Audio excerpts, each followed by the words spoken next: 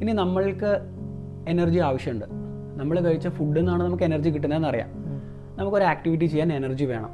ഇപ്പോൾ നമ്മൾ ചിന്തിക്കുമ്പോഴായാലും നമ്മൾ നടക്കുമ്പോഴായാലും നമ്മൾ ഓടുമ്പോഴായാലും എൻ്റെ കൈ ഇങ്ങനെ ലിഫ്റ്റ് ചെയ്യുമ്പോഴൊക്കെ നമുക്ക് എനർജി വേണം. ഈ എനർജി നമ്മൾ കഴിച്ച ഫുഡിൽ നിന്ന് എങ്ങനെ കൺവേർട്ടായി വരുന്നു എന്നുള്ളതാണ് ATP എന്ന് പറഞ്ഞൊരു മോളിക്യൂൾ വെച്ച് ഞാൻ എക്സ്പ്ലെയിൻ ചെയ്യുന്നത്.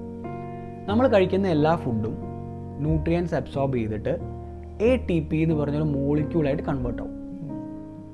ATP എന്ന് പറഞ്ഞാൽ അഡനോസിൻ ട്രൈഫോസ്ഫേറ്റ്. അതൊരു മോളിക്യൂളാണ്. അതിനകത്ത് 3 ഫോസ്ഫേറ്റിൻ്റെ ബോണ്ട് ഉണ്ട്. അതാണ് ട്രൈഫോസ്ഫേറ്റ്. നമുക്ക് എനർജി വേണ്ട സിറ്റുവേഷൻ വന്നു എന്ന് വിചാരിക്കാം. നമ്മുടെ ബോഡി ഇപ്പോൾ ഞാൻ സംസാരിച്ചുകൊണ്ടിരിക്കുന്ന സമയത്ത് എനിക്ക് എനർജി വേണം. അപ്പോൾ കണ്ടിന്യൂസ്ലി അവിടെ എന്താ സംഭവിക്കുന്നത് ഇൻറ്റേർണലി എന്നുണ്ടെങ്കിൽ അഡനോസിൻ ട്രൈഫോസ്ഫേറ്റ് എന്ന് പറഞ്ഞ 3 ബോണ്ടുള്ള സാധനം ബ്രേക്ക് ആയിട്ട് 2 ബോണ്ടാവും. അഡനോസിൻ ഡൈഫോസ്ഫേറ്റ് ആവും. ഈച്ച് ടൈം ഒരു മോളിക്യൂള് ബ്രേക്ക് ഡൗൺ ചെയ്യുന്ന സമയത്ത് അതിന് എനർജി റിലീസ് ആവും. ആ എനർജിയാണ് ഞാനിപ്പോൾ സംസാരിക്കാൻ വേണ്ടി എനിക്ക് കിട്ടിക്കൊണ്ടിരിക്കുന്നത്. ഇനി ഇങ്ങനെ ബോണ്ട് ബ്രേക്കായി തിരിച്ച് വീണ്ടും നമ്മൾ കഴിക്കുന്ന ഫുഡിൽ നിന്ന് എനർജി അബ്സോർബ് ആവുമല്ലോ. അപ്പോൾ അത് വെച്ചിട്ട് ഈ ബ്രേക്ക് ആയിട്ടുള്ള ബോണ്ടിനെ ട്രൈഫോസ്ഫേറ്റ് ആയിട്ട് വീണ്ടും മാറ്റും.